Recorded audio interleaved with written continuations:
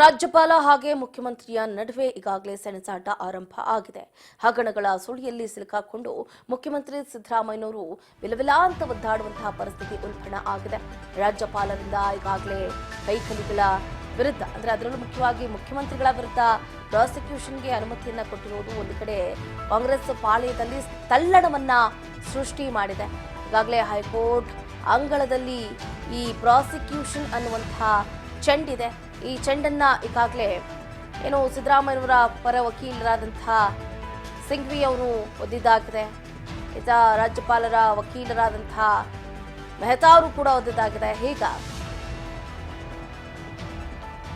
ಸ್ನೇಹಮಯಿ ಕೃಷ್ಣ ಅವರ ಪರ ವಕೀಲರ ಸರದಿಯಾಗಿದೆ.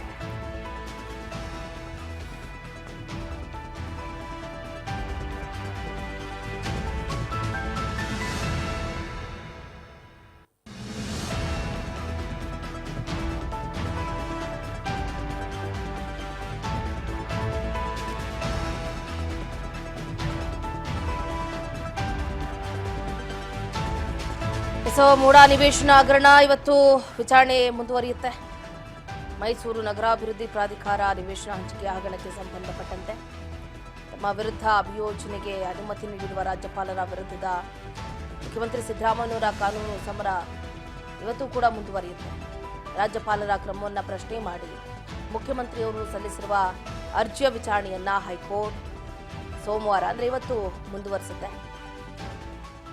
ಪ್ರತ್ಯೇಕವಾಗಿ ಈಗಾಗಲೇ ದೂರನ್ನ ಸಲ್ಲಿಸಿರುವಂತಹ ಸ್ನೇಹಮಯಿ ಕೃಷ್ಣ ಅವರ ಪರ ವಕೀಲರು ವಾದವನ್ನ ಮಂಡಿಸಲಿದ್ದಾರೆ. ಇತ್ತೀಚೆಗೆ ಹೊಸ ದೂರು ದಾಖಲಿಸಿದ ಸ್ನೇಹಮಯಿ ಕೃಷ್ಣ ಅವರು ಬ್ಯಾಕ್ ಟು ಬ್ಯಾಕ್ ದೂರುಗಳನ್ನು ನೀಡ್ತಾ ಇದ್ದಾರೆ. ಅದರಲ್ಲಿ ಸಿದ್ದರಾಮಯ್ಯ ಅವರ ಪತ್ನಿ ಹಾಗೂ ಲಕ್ಷ್ಮಣ್ ಮೇಲೂ ಕೂಡ ದೂರನ್ನ ನೀಡಿದ್ದಾರೆ. ಸಿಎಂ ಸಿದ್ದರಾಮಯ್ಯನವರ ಪರ ಅಭಿಷೇಕ್ ಮನು ಸಿಂಘ್ವಿ ಅವರು ವಾದವನ್ನ ಮಂಡಿಸಲಿದ್ದಾರೆ. ನ್ಯಾಯಾಧೀಶರಾದಂತಹ ಎಂ ನಾಗಪ್ರಸನ್ನ ಅವರಿರುವ ಏಕ ಸದಸ್ಯ ನ್ಯಾಯಪೀಠ ಅಪರಾಹ್ನ 2:30ರಿಂದ ವಿಚಾರಣೆಯನ್ನ ಮುಂದುವರಿಸುತ್ತೆ. ಇದು 4ನೇ ದಿನದ ವಿಚಾರಣೆ ಅಂತಾನೆ ಹೇಳ್ಬೋದು. ಆಗಸ್ಟ್ 19ನೇ ತಾರೀಕು, ಆಗಸ್ಟ್ 29ನೇ ತಾರೀಕು, ಆಗಸ್ಟ್ 31ನೇ ತಾರೀಕು ಎಂದು ವಿಚಾರಣೆ ನಡೆದಿತ್ತು. ಇವತ್ತು 4ನೇ ಬಾರಿಗೆ ವಿಚಾರಣೆ ನಡೀತಾ ಇದೆ. ದೂರುದಾರ ಸ್ನೇಹಮಯಿ ಕೃಷ್ಣ ಅವರ ಪರ ಹಿರಿಯ ವಕೀಲ ಕೆಜಿ ರಾಘವನ್ ವಾದವನ್ನ ಮಂಡಿಸಲಿದ್ದಾರೆ. ಇದೇ ಸಂದರ್ಭದಲ್ಲಿ ವಕೀಲೆ ಲಕ್ಷ್ಮಿ ಅಯ್ಯಂಗಾರ್ ಕೂಡ ದೂರುದಾರ ಪರ ವಾದವನ್ನ ಮಂಡಿಸುವುದಾಗಿ ಈ ಹಿಂದೆನೇ ಹೇಳಿದ್ರು. ಮೊದಲ 2 ದಿನ ಸಿಎಂ ಪರ ಸುಪ್ರೀಂ ಕೋರ್ಟ್ನ ಹಿರಿಯ ವಕೀಲ ಅಭಿಷೇಕ್ ಮನು ಸಿಂಘ್ವಿ ಅವರು ಹಾಗೆ ಹಿರಿಯ ವಕೀಲ ಪ್ರೊಫೆಸರ್ ರವಿವರ್ಮ ಕುಮಾರ್ ಪ್ರಾಥಮಿಕ ವಾದವನ್ನ ಮಂಡಿಸಿದ್ರು. ಶನಿವಾರ ರಾಜ್ಯಪಾಲರ ಪ್ರಧಾನ ಕಾರ್ಯದರ್ಶಿ ಪರ ಸಾಲಿಸಿಟರ್ ಜನರಲ್ ತುಷಾರ್ ಮೆಹ್ತಾ ಅವರು ದೂರುದಾರ ಸ್ನೇಹಮಯಿ ಕೃಷ್ಣ ಪರ ಸುಪ್ರೀಂ ಕೋರ್ಟ್ ಹಿರಿಯ ವಕೀಲ ಮಣಿಂದರ್ ಸಿಂಗ್, ಕೆಎಸ್ ಪ್ರದೀಪ್ ಪರ ಹಿರಿಯ ವಕೀಲ Prabhulinga K Navadagi, DJ Abraham ಪರ ವಕೀಲ ರಂಗನಾಥ್ ರೆಡ್ಡಿ ತಮ್ಮ ಪ್ರಾಥಮಿಕ ವಾದಗಳನ್ನು ಪೂರ್ಣಗೊಳಿಸಿದ್ದಾರೆ.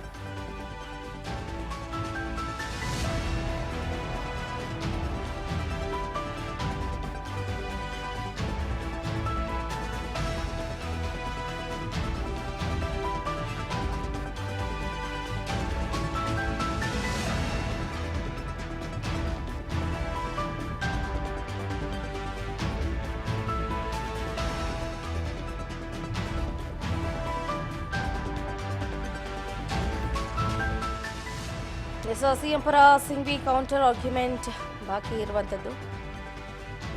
ಕೌಂಟರ್ಗೆ ರೀಕೌಂಟರ್ ಕೊಡೋದಕ್ಕೆ ಈಗಾಗಲೇ ಎಲ್ಲ ವಕೀಲರು ಕೂಡ ರೆಡಿಯಾಗಿದ್ದಾರೆ ಅಂತಲೇ ಹೇಳ್ಬೋದು. ಇವತ್ತು ಕೆಜಿ ರಾಘವನ್ ಲಕ್ಷ್ಮಿ ಅಯ್ಯಂಗಾರ್ ವಾದವನ್ನು ಮುಗಿಸಿದ ಬಳಿಕ ಸಮಯ ಉಳಿದ್ರೆ ಅಭಿಷೇಕ್ ಮನು ಸಿಂಘ್ವಿ ಅವರು ವಾದವನ್ನು ಮಂಡಿಸುವ ಸಾಧ್ಯತೆಯೂ ಕೂಡ ಇದೆ. ಸಿಂಘ್ವಿ ವಾದದ ಮೇಲೇನೆ ನಿಂತಿದೆ ಸಿಎಂ ಸಿದ್ದರಾಮಯ್ಯನವರ ಭವಿಷ್ಯ. ಸಿಎಂ ಪರವಾಗಿ ಸಿಂಘ್ವಿ ಕೌಂಟರ್ ಆರ್ಗ್ಯುಮೆಂಟ್ ಅನ್ನ ನೀಡೋದಕ್ಕೆ ಸನ್ನದ್ಧರಾಗ್ತಾ ಇದ್ದಾರೆ. ಬಟ್ ಫಸ್ಟ್ ಪ್ರಿಯಾರಿಟಿ ಅನ್ನೋದು ಇಲ್ಲಿ ಸ್ನೇಹಮಯಿ ಕೃಷ್ಣ ಅವರ ಪರ ವಕೀಲರಾದಂತಹ ಕೆಜಿ ರಾಘವನ್ ಅವರು ವಾದವನ್ನ ಮಂಡಿಸಬೇಕು.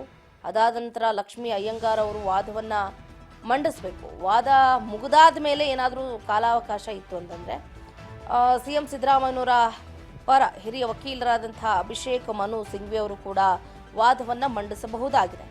ಅದಾದ ಬಳಿಕ ರಾಜ್ಯ ಸರ್ಕಾರ ಮೂಡಾದ ಪರ ಅಡ್ವೊಕೇಟ್ ಜನರಲ್ ಶಶಿಕಿರಣ್ ಶೆಟ್ಟಿ ಅವರನ್ನು ಕೂಡ ನೇಮಕ ಮಾಡಿಕೊಂಡಿದ್ದ. ಅವರು ಕೂಡ ವಾದವನ್ನು ಮಂಡಿಸ್ತಾರೆ. ಇಫ್ ಇನ್ ಕೇಸ್ ಟೈಮ್ ಇದ್ದರೆ, ಒಂದು ವೇಳೆ ಏನಾದರೂ ವಾದ ಮಂಡನೆ ಅಪೂರ್ಣಗೊಂಡ್ರೆ ವಿಚಾರಣೆ ಸಹಜವಾಗಿ ಮುಂದೂಡಿಕೆ ಆಗುತ್ತೆ, ಅದರಲ್ಲಿ ಏನೂ ಡೌಟೇ ಇಲ್ಲ.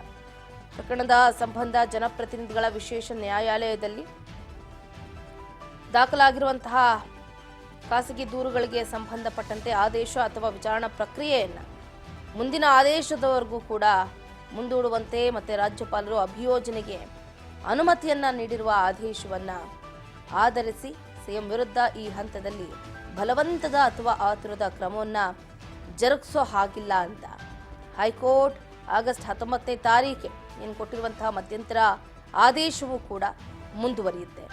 ಇಂದಿನಿಂದ ಒಂದು ಕಡೆ ಸಿಎಂ ಸಿದ್ದರಾಮಯ್ಯನವರು ಮೈಸೂರು ಪ್ರವಾಸವನ್ನು ಬೇರೆ ಕೈಗೊಳ್ತಾ ಇದ್ದಾರೆ. 2 ದಿನಗಳ ಕಾಲ ಮೈಸೂರು ಪ್ರವಾಸವನ್ನು ಸಿಎಂ ಸಿದ್ದರಾಮಯ್ಯನವರು ಮಾಡ್ತಾ ಇದ್ದಾರೆ. ಸೆಪ್ಟೆಂಬರ್ 3ನೇ ತಾರೀಕು ಅಂದರೆ ನಾಳೆ ಚಾಮುಂಡೇಶ್ವರಿ ದೇವಸ್ಥಾನಕ್ಕೆ ಭೇಟಿಯನ್ನು ನೀಡಿ ತಾಯಿಯ ದರ್ಶನ ಭಾಗ್ಯವನ್ನು ಕೂಡ ಪಡೆಯಲಿದ್ದಾರೆ. ಒಟ್ಟಾರೆಯಾಗಿ ಒಂದು ಕಡೆ ಮೂಡಾ ಟೆನ್ಷನ್, ಮತ್ತೊಂದು ಕಡೆ ಮೈಸೂರು ಪ್ರವಾಸ ಕುತೂಹಲವನ್ನು ಕೆರಳಿಸ್ತಾ ಇದೆ.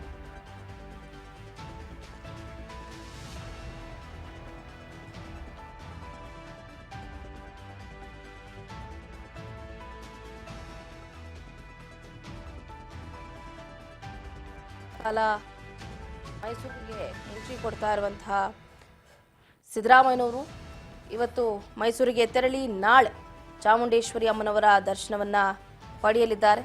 ಒಟ್ಟಾರೆಯಾಗಿ ಇವತ್ತು ನ್ಯಾಯಾಧೀಶರಾದಂಥ ಎಂ ನಾಗರಪ್ರಸನ್ನ ಅವರಿರುವಂತಹ ಏಕಸದಸ್ಯ ನ್ಯಾಯಪೀಠ ಅಪರಾಹ್ನ 2:30ರಿಂದ ವಿಚಾರಣೆಯನ್ನು ನಡೆಸುತ್ತೆ. ಆ ವಿಚಾರಣೆಯಲ್ಲಿ ಏನಾಗುತ್ತೆ ಅನ್ನೋದು ಇಲ್ಲಿವರೆಗೂ ಕೂಡ ಕುತೂಹಲವನ್ನು ಕೆರಳಿಸ್ತಾ ಇರುವಂಥದ್ದು. ಈಗಾಗಲೇ ಆಗಸ್ಟ್ 19ನೇ ತಾರೀಕು, ಆಗಸ್ಟ್ 29, ಆಗಸ್ಟ್ 31ರಂದು ವಿಚಾರಣೆ ನಡೆದಿದೆ. ಈಗ ಸೆಪ್ಟೆಂಬರ್ 2ನೇ ತಾರೀಕು. ಇವತ್ತು ಸಿಎಂ ಸಿದ್ದರಾಮಯ್ಯನವರ ಪರವಾಗಿ ವಾದ ಮಂಡನೆ ಆಗುತ್ತಾ ಅಥವಾ ಅವರ ವಿರುದ್ಧವಾಗಿ ವಾದ ಮಂಡನೆ ಆಗುತ್ತಾ ಏನು ಅನ್ನೋದನ್ನ ಕಾದಷ್ಟೇ ನೋಡಬೇಕಾಗುತ್ತೆ. ಒಟ್ಟಾರೆಯಾಗಿ ವಾದ ಪ್ರತಿವಾದದ ನಡುವೇನೆ ಸಿಎಂ ಸಿದ್ದು ಅವರ ತವರು ಜಿಲ್ಲೆಗೆ ಹೋಗ್ತಾ ಇರುವುದು ಬಹಳ ಕುತೂಹಲವನ್ನು ಕೆರಳಿಸ್ತಾ ಇದೆ. ನೋಡೋಣ ಯಾವ್ಯಾವ ಲಾಯರ್ಗಳು ಹೇಗೆ ಅವರವರ ಪರ, ಒಂದು ಕಡೆ ಸಿದ್ದರಾಮಯ್ಯನವರು ಇದ್ದಾರೆ, ಮತ್ತೊಂದು ಕಡೆ ಟಿ.ಜೆ. ಅಬ್ರಾಹಂ, ಇನ್ನೊಂದು ಕಡೆ ರಾಜ್ಯಪಾಲ ತಾವರ್ ಚಂದ್ ಗೆಹ್ಲೋಟ್, ಸ್ನೇಹಮಯಿ ಕೃಷ್ಣ, ಇವರೆಲ್ಲರ ಪರವಾಗಿಯೂ ಕೂಡ ಬಲವಾಗಿ ವಾದವನ್ನು ಮಂಡಿಸಬೇಕಾಗಿದೆ. ಇವತ್ತು ಸ್ನೇಹಮಯಿ ಕೃಷ್ಣ ಅವರ ಪರ ವಕೀಲರಾದಂತಹ ಟಿ.ಜೆ. ರಾಘವ್ ಅವರ ಸರದಿ. ಹೇಗೆ ಅವರವರ ವಾದವನ್ನು ಮಂಡಿಸ್ತಾರೆ, ಎಷ್ಟರ ಮಟ್ಟಿಗೆ ಜಡ್ಜ್ಮೆಂಟ್ ಹೊರಬೀಳುತ್ತೆ ಏನು ಅಂತ.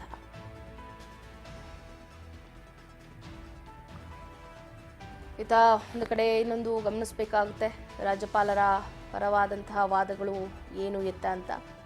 ಈ ಹಂತದಲ್ಲಿ ಶೋಕಾಸ್ ನೋಟಿಸ್ ನೀಡಲೇಬೇಕು ಅನ್ನೋದು ನಿಯಮ ಇಲ್ಲ. ಯಾವಾಗ ಬೇಕಾದರೂ ನಾವು ಪ್ರೊಸೀಡ್ ಮಾಡ್ಬೋದು. ಟಿ.ಜೆ. ಅಬ್ರಾಹಂ, ಸ್ನೇಹಮಯಿ ಕೃಷ್ಣ, ಪ್ರದೀಪ್ ಕುಮಾರ್ ಸಲ್ಲಿಕೆ ಮಾಡಿದ್ರು ದೂರನ್ನು. ಈ ಮೂವರು ಸಿಎಂ ವಿರುದ್ಧ ಒಂದೇ ರೀತಿಯ ಆರೋಪವನ್ನು ಮಾಡಿದ್ದಾರೆ. ಹಾಗಾಗಿ ಅಲ್ಲೇನೋ ಸಮಸ್ಯೆ ಇರಬೇಕು ಅಂತ ನಾನು ಪ್ರಾಸಿಕ್ಯೂಷನ್ಗೆ ಅನುಮತಿಯನ್ನು ಕೊಟ್ಟಿದ್ದೀನಿ. ಹೀಗಾಗಿ ಉಳಿದಿಬ್ಬರ ದೂರಿನಲ್ಲಿ ಶೋಕಾಸ್ ನೋಟಿಸ್ ನೀಡುವಂತಹ ಅವಶ್ಯಕತೆನೇ ಇಲ್ವಲ್ಲ. ಸೇಮ್ ಕಂಪ್ಲೇಂಟ್ ಬೇರೆ ಬೇರೆ ವ್ಯಕ್ತಿಗಳಿಂದ ಬಂದಿದೆ ಅಂದಮೇಲೆ ಅಫ್ಕೋರ್ಸ್ ಅದ್ರ ಬಗ್ಗೆ ನಾವು ಗಮನವನ್ನು ಹರಿಸಲೇಬೇಕು. ಹಾಗಾಗಿ ನಾನು ಪ್ರಾಸಿಕ್ಯೂಷನ್ಗೆ ಅನುಮತಿಯನ್ನು ಕೊಟ್ಟಿದ್ದೀನಿ. ಡಿಸಿಎಂ ಸಂಪುಟ ಸಭೆ ಅಧ್ಯಕ್ಷತೆಯನ್ನ ವಹಿಸಿದ್ರಿಂದ ಮೇ ನಾಟ್ ಬಿ ಪಕ್ಷಪಾತದ